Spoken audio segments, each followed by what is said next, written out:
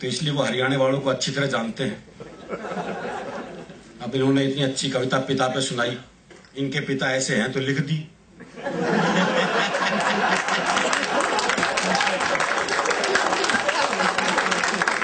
हमें पता है ना कि हमारा बाप कैसा है। हरियाणा में तो बाप बेटे की संबंध भी हास्य रस्मी है। वो एक बेटा रात को 9 से 12 पिक्चर देखने जा रहा था, तो बाप ने कहा अगर जागता हुआ हूं तो दरवाजा खोल दूंगा, लेकिन अगर सोते को जगा दिया तो फिर नहीं खोल लूं। अब वो रात को 1 बजे लड़का वापिस आया, तो बोले कैसे पता लगे बापू सोवे है जाग गए है? तो अगले ने चौकीदार की आवाज बढ़ाई, बोले राम प्रसाद सोवे है जाग गए है? बोले जागू हूं। बोले जाग गए तो खोल दे।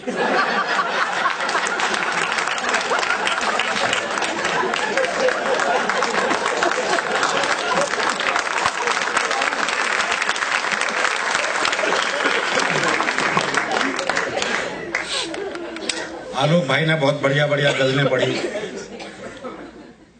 तरबूज के माध्यम से क्या चिंतन परक कविता सुनाई। विनय विश्वास जी ने बहुत चिंतन परक कविताएं सुनाई।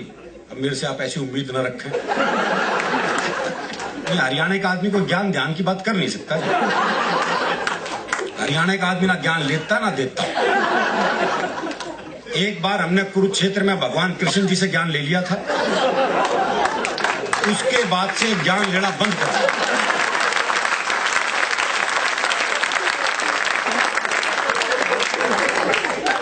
भाई जिसने कृष्ण जी से ज्ञान ले लिया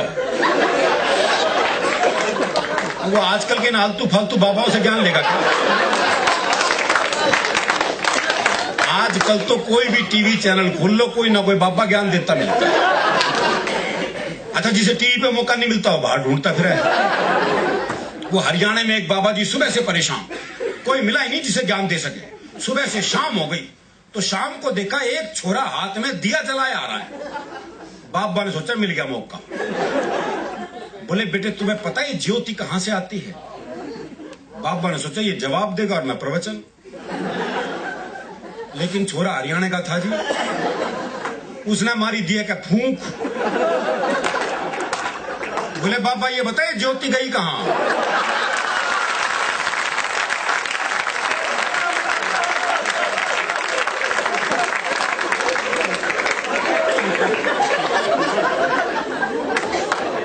वो आजकल हर एक स्कूल में योग टीचर लग गए। वो दिल्ली में एक योग टीचर बच्चों को योग सिखा रहा था। बोले बच्चों सीधे लेट जाओ।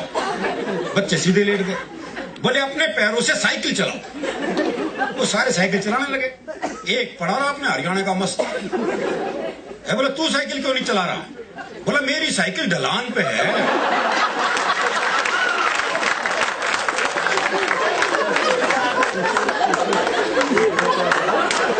सिखा लो इन्हें योग। दरअसल ये आजकल के बच्चे साहब टीवी कंप्यूटर युग के बच्चे, बल्कि मैं तो कहता हूं 1990 के बाद से बच्चे तो पैदा ही नहीं हो रहे, बाप ही पैदा हो रहे। इनसे बहस कर ही नहीं सकता। वो क्लास में टीचर ने सवाल कर दिया, बोले जिसे सुनाई नहीं देता उसे क्या कहते हैं? तो एक बच्चा खड़ा होकर बोला जिसे सुनाई नहीं देता उसे तो कुछ भी कहो।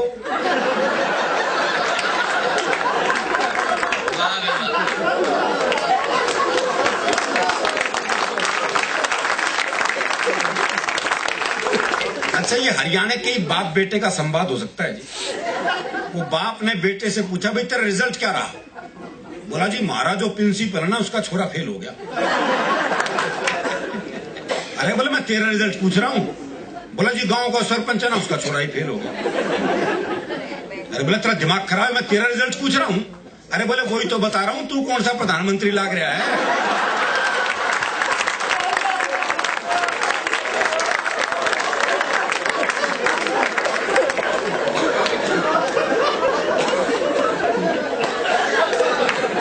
अच्छा, हरियाणा में ये वृद्धाश्रम की भी समस्या नहीं मिलेगी आपको। आप हरियाणा में काम कर रहे हो जी, वहां ये वृद्धाश्रम की समस्या नहीं है। हरियाणा में अगर बूढ़े को पता लग जाए कि बेटा मुझे वृद्धाश्रम में छोड़ के आने वाला है, तो बाप खुद बेटे को अनाथालय छोड़िए। बोले जमा कर लो इसने, मेरा ना आयो। हमारी संस्कृति थोड़ी सी अलग है। दरअसल क्या हरियाणा का आदमी फुर्सत में रहता है, इसलिए हास्य रस में रहता है। हास्य के लिए थोड़ी फुर्सत की जरूरत है। वो एक ने एक रिक्शे वाले को आवाज दी, बोले खाली है? बोले हाँ। बोले आप फिर ताश खेलते हैं।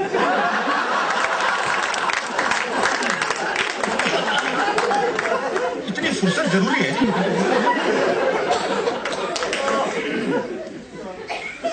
और जहां तक प्रेम की बात है तो हरियाणा में तो हम तो प्रेम भी लिख नहीं सकते। आगे तो कोई भी नहीं लिख सकेगा जी।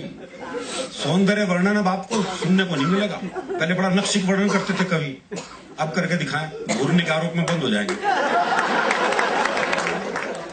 अब ये काम खत्म हो गया। अब श्रृंगार रस तो बहुत ही मुश्किल में आ गया। अब तो कवित्रियां पुरुषों के सौंदर्य पे ही लिखेंगे बस। ये इनको घूरने का अधिकार है, कोई दिक्कत नहीं। अब हमारे दिन फिरने वाले हैं बस।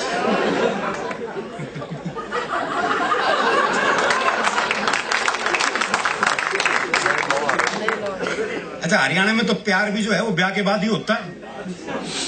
ब्याह से पहले प्यार कर ले तो हम तो पेड़ पे लटके मिलते हैं। तो हमारे हरियाणा में तो प्रेम बड़ा मुश्किल है। वो एक लड़के ने एक लड़की से कहा, बोले मैं तेरे से ब्याह करना चाहता हूं। तो लड़की बोली, ये पुराना तरीका है, किसी नए ढंग से प्रपोज कर। तो लड़का बोला, ऐसा है तू मेरे छोरे से अपनी चिता में आग लगवाना पसंद करेगी?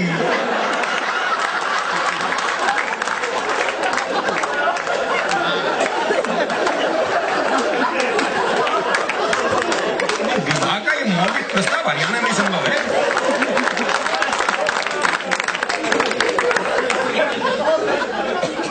वो एक लड़के ने एक लड़की से कह दिया आई लव यू। लड़की ने मारा खींच के थप्पड़। बोले फिर से कहिए। बोले जब सुना ही नहीं था तो मारा क्यों?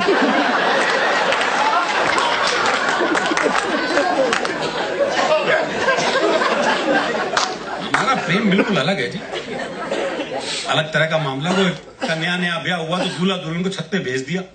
वहां उसने देखा लुगाई बड़ी सुथरी, क्या बोले लड्डू खावेगी? देखो ये प्रैक्टिकल बात। अगला जो ला सकता वही पूछ रहा है। मैं उसे पता है ब्याह का घर है, हाँ वर्दी नीचे जाके ले आऊंगा। लड्डू खावेगी, बर्फी ला दूं। इमरती खावेगी, जलेबी ला दूं। भाई ने सुबह के 4 बजा दिए इस चक्कर में। तो नीचे से बूढ़ा बोल पड़ा, बोला इस कढ़ाई ने उतार दे, खेत पे जाने का टाइम हो गया।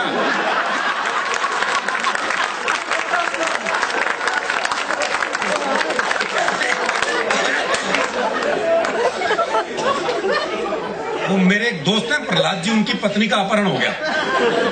तो अपहरणकर्ता ने पत्नी की एक उंगली काट के साथ में चिट्ठी भेज दी। बोले 50 लाख रुपए भिजवा दो वरना डैश डैश डैश। मेरे मित्र ने वापस चिट्ठी लिखी। बोले उंगली किसी की भी हो सकती है, मुंडी भेज मुंडी।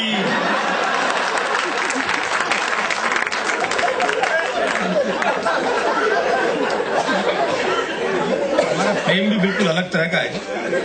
वो एक ने अपने दोस्त को फोन किया, बोले यार शिमला जा रहा हूं, पत्नी को साथ लेके जा रहा हूं और सोच रहा हूं जाते हुए उसे किसी खाई में धक्का दे दूं। तो दोस्त बोला यार मेरी वाली भी ले जा। बोले ले तो जाऊंगा, अगर बुरा नहीं माने तो उसे वापसी में धक्का दे दूं।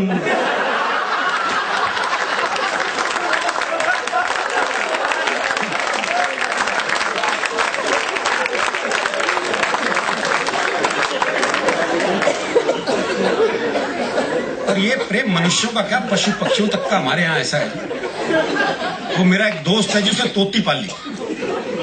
हाँ दुनिया तोता पाते हो, तोती पाली। 3 दिन के लिए तो कहीं बाहर जाना था। बोले यार क्या करूं, कौन दाना पानी देगा, बड़ा चिंतित हूं। मैंने कहा मेरे घर छोड़ जा, 2 तोते हैं, उन्हें दाना पानी देता हूं, इसे भी दे दूंगा। बोला भाई तेरे 2 तोतों के बीच अपनी तोती छोड़ दूं ना। मैंने कहा नहीं यार मेरे तोते बड़े धार्मिक हैं, तो खुद देख ले आके। अच्छा उसने देखा बकायदा गीता के श्लोक पढ़ रहा हूं, एक कुरान की आयतें पढ़ रहा हूं। बोले बड़े धार्मिक है, कोई खतरा नहीं। उसने तोती छोड़ दी। जैसी तोती पिंजरे में गई तो एक तोते दूसरे को कोहनी मारी। अरे बोले पूजा पाठ बंद कर, दुआ कबूल हो गई।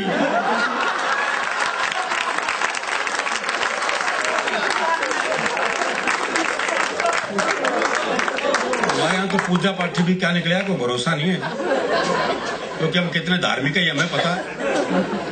जब हम मंदिर जाते हैं जूते ऐसी जगह उतारते हैं जहां से भगवान भी दिखते हैं और जूते भी। बल्कि जूतों का दिखना ज्यादा जरूरी है।